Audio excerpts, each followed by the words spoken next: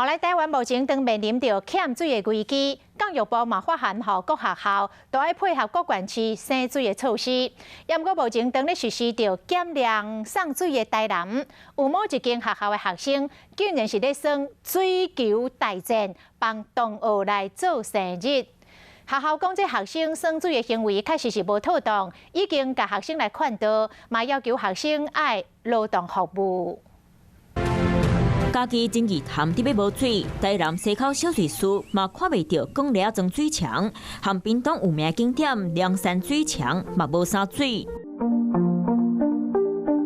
大港的水墙，即马水变甲足少的。台湾即马真欠水，啊！伫咧台南所有学生啊，伫咧耍水。底裤顶啊，摕水桶伫咧结水球，涂骹骨真侪打无打起积水。囡仔生啊真欢喜，啊，敢若袂记哩，即马当伫咧欠水，边的人看袂做，将影片抛去咧网络，讲真正足咸的。这样不好吧？因为现在缺水。如果说只是单纯拿来玩乐的话，我觉得有点太少。大家应该要珍惜水资源，而不是这样玩水。囡仔耍水球，唔知影浪费偌济水，学校知影了后，嘛甲因处罚。因为晋升，那用学校。